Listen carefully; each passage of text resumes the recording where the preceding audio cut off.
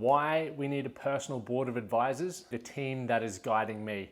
Now, this, I believe, will be one of the most impactful newsletters I've done, podcasts that I've spoken about individually that will allow you to rapidly transform your life, meaning going from the man you are now to the man that you want to become. One of the biggest problems that I faced for a very long time growing up was I didn't have the right role models to help me become the man I needed to be. And what that means is ultimately learning the skills that I needed to, developing the right beliefs and confidence within myself to know what I want and how I can create that, and to build my risk tolerance to try new things. Because one of the things that held me back, and maybe you can relate, was the fear of judgment, was the fear of criticism, was the fear of failure, and more recently, the fear of success. And these are very common things for men out there. And the problem of this was because of all of these things, I was limited by my location, or I perceived I was. Grew up in a town where there was growing up, maybe 80,000 people, which for some of you may seem astronomical, as I know there's some small towns where there are just absolutely no people, but you'll benefit from this. And then there are many of you who go, wow, that is like a blink and you'll miss it kind of town, because you've grown up in cities where there's hundreds, if not millions of people. So that location really limited me, and because of that, I thought that I became a product of my environment. I didn't understand the time we lived in. 2024, as I'm recording this, is one of the most exciting times. You're watching this or listening to this, or maybe you've read this through my podcast or through the YouTube channel. I personally have done the same things with my board of directors, and I've been able to learn from them, take their concepts, take their frameworks that I believe are going to add value to my life, and then start implementing that to create change. And that has happened across all areas. Now, 20 years ago, that was not possible. So it was a little bit harder there. Your location, meaning the environment that you were set in, the town that you're in, definitely was a limitation. That is no longer the case. If you want to start building and then grow out of it. It was a huge problem that I faced, not really leveraging that online space for a very long time. So I was almost walking alone, and I was struggling for a bit there. And as you guys, I guess the cliche saying, as I always say, cliches are cliche for a reason, but we are heavily influenced by those that we spend the most time around. So what we consume heavily impacts us and influences us. So for me, I had to stop watching, or one day I realized I should probably stop listening to sad songs. I still remember I used to listen to bands like Sum 41 and Green Day and AFI and a lot of those sorts of sad rock style bands that sometimes they make you feel good, but a lot of the time I actually walked away feeling sad. It got me thinking about a breakup or not feeling good enough. And that influenced how I showed up in my life, because we know that the level of our energy, we know that our mood influences the opportunities that we see. So if I was to continue listening to that, it was only going to pull me apart. The next thing was like looking at the news. That just made me feel crap all the time. And being around negative people. Had to distance that, because that was a drawback in my own success. And it's important for us to recognize the environment that we're putting ourselves in, what we're consuming. Is that adding value to my life? Is that moving me closer to the life that I want? Or is it holding me back?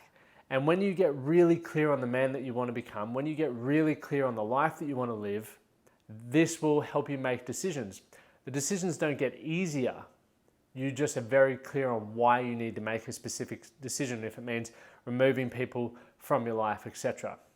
So a big pain point for me before learning and looking into the board of the directors was money. It was something that I never discussed. It was something that I avoided at all costs.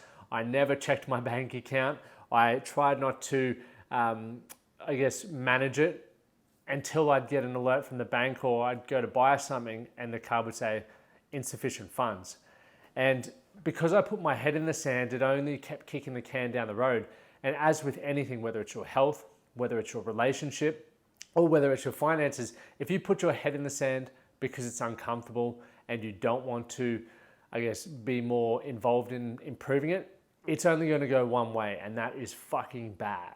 Right? It is terrible. What you track, you can manage. So if you're not looking at those things, it will have an impact. And for me, it started straining my relationships. It strained, declined, and was detrimental to my own self-esteem, and self-worth, because I just knew I sucked with money and I did not have money, and I was using money as a measuring stick of my success. Now, it's quite funny that I would use that as a measuring stick of my success, but I would never track it, and I wasn't learning or looking to improve it.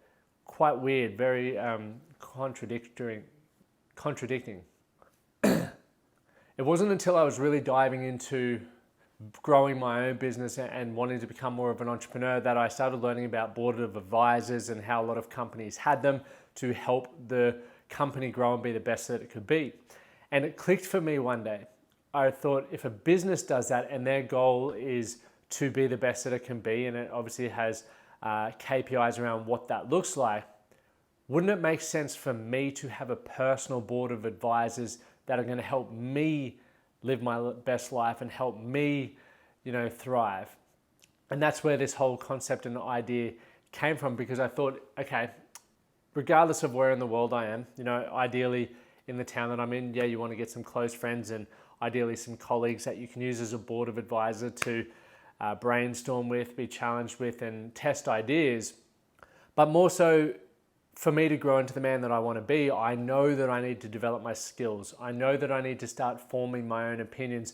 I know that I need to be, hanging around and listening to conversations that are talking about things that I don't understand that will heavily influence my life. And so I started looking into business. I started looking into money. I started looking into health. I started looking into relationships. And over time, what I've realized is, as I've gotten better with these areas, I've noticed connections. So as I've understood business more, I've realized how some things that they talk about in business can benefit my relationships. As I've gone down the route or rabbit hole of learning how to improve the relationship with myself or with my wife, I've recognized, hey, these lessons are applicable to achieving my training goals. And the cool thing is the more you think about it and the more you learn from these vast areas, you recognize you as an individual is so powerful. You have a lot of these skills and understandings. You just need to put it in a way that you relate to, right? So when I look at a personal advisory board or collective as my framework is, I would picture it as building a team. Like if you love Premier League football, if you love hockey, or if you love NFL over here, they're always trying to find the right piece to the puzzle so that they can have a championship winning team. Your personal advisory collective is your championship winning team. Who needs to be on it to support you to grow? So the framework that I've got now, if you're listening, grab a pen and paper out, or you can head over to themanthatcanproject.com and check out the newsletter Personal Advisory Board. Now, the first one is identify key areas of your life. So these could be, these are different for everyone, but for me, if I just go off the top of my head, there's physical health, there's mental health, there is finances, there is love, there is friendship, okay, and then there's spirituality. Let's use those ones as an example. You can list out your own key areas of life. It may be less, or maybe more. Whatever works for you. This is you taking ownership.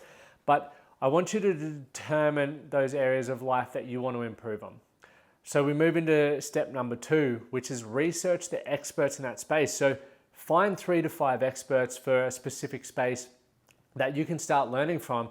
And from that, you're going to start understanding which ones have more similar beliefs or which ones talk in a way that you enjoy, that you gravitate to. An example would be, who do I want to talk about? Health. Let's talk about money. So there's so many people who talk about money. You've got Robert Kiyosaki, you've got Grant Cardone, you've got Dave Ramsey, for example. And I've listened to a lot of all of their stuff. I've read their books, I've listened to their YouTubes and their podcasts, and I have spent different, times with them learning how they think about things and talk about money, etc. Right now, Dave Ramsey is someone who resonates with me most. The way that he talks, his beliefs around money and what he's creating suits the season of life that I'm in, okay? So research those experts, take bits and pieces, but I think ultimately after a little bit of time, you will gravitate more to one expert in that area. And I do believe you want to get it down to one expert for some focused learning so that you can not always be contradicted, because there's so many differing opinions out there that one day you could say, this person could say the best way to create wealth is through the stock market. The next person, for example, Grant Cardone, the best place to build wealth, real estate. Then you could have someone in the crypto space, the best place to build wealth, crypto. And then you're like, whoa, what am I supposed to do?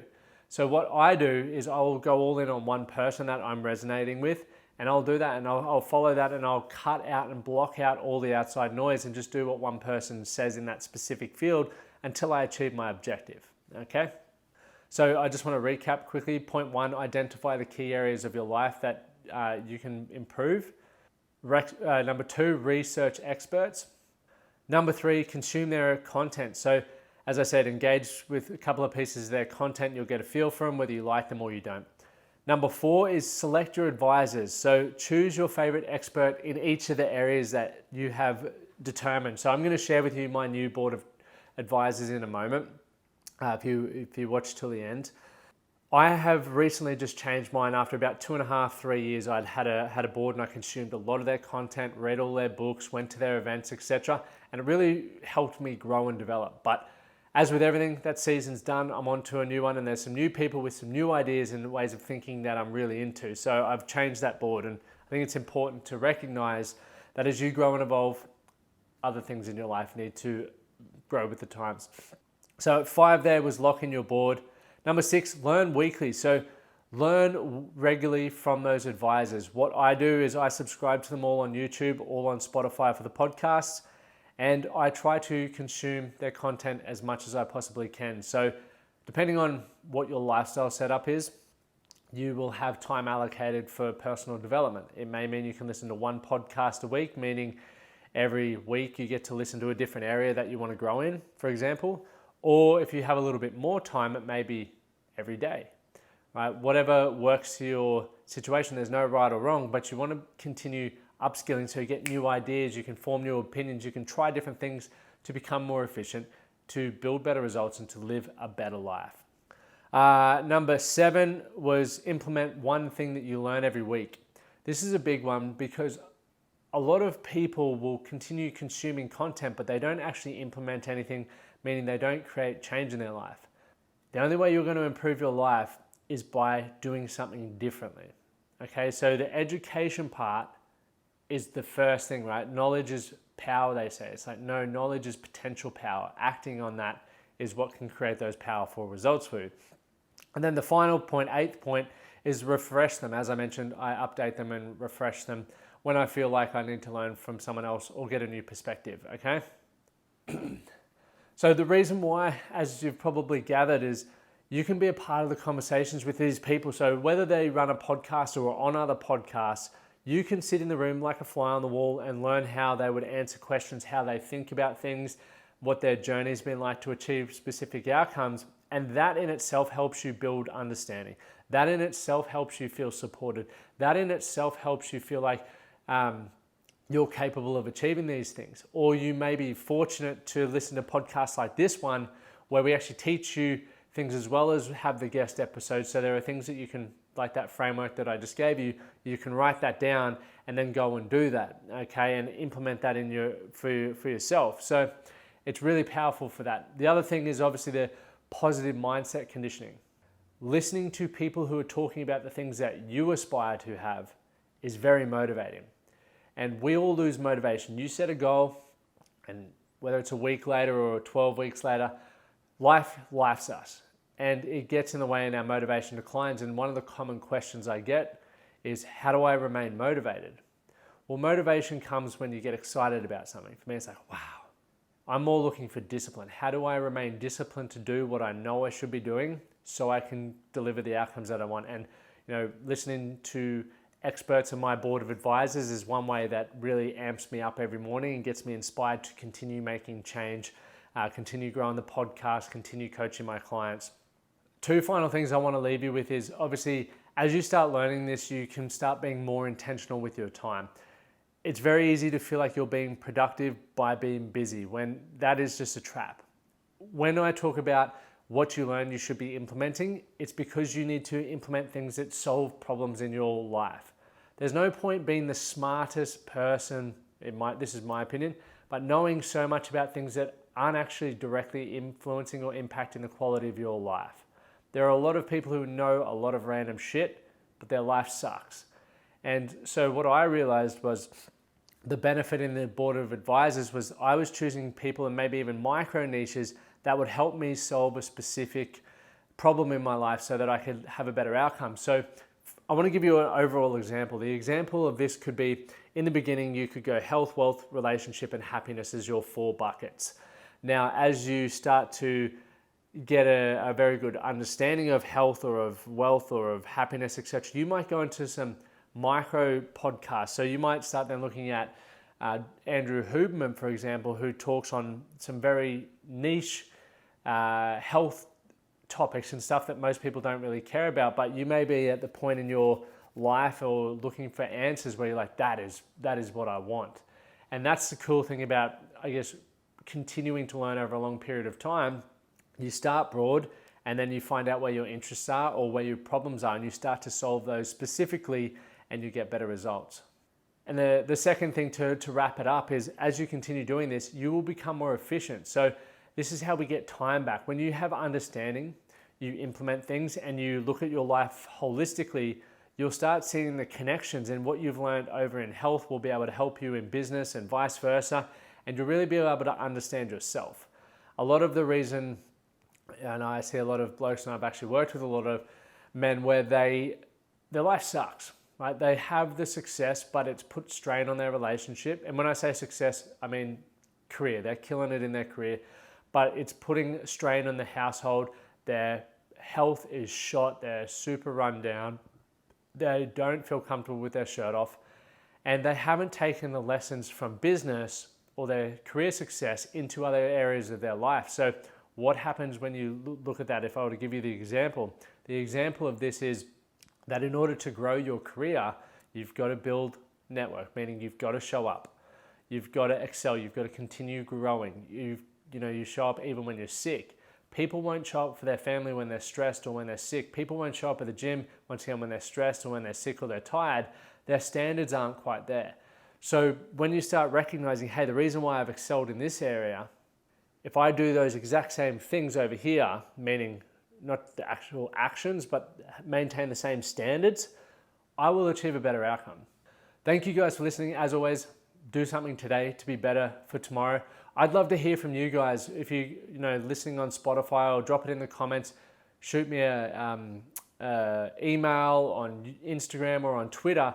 What topics do you want to hear talking about? Or just share some questions with me. Ask me some questions that I can do the weekly newsletter on, because I've got so many backed up that I'm going to be pushing out. But if there's something that you need help with specifically, just reach out and ask.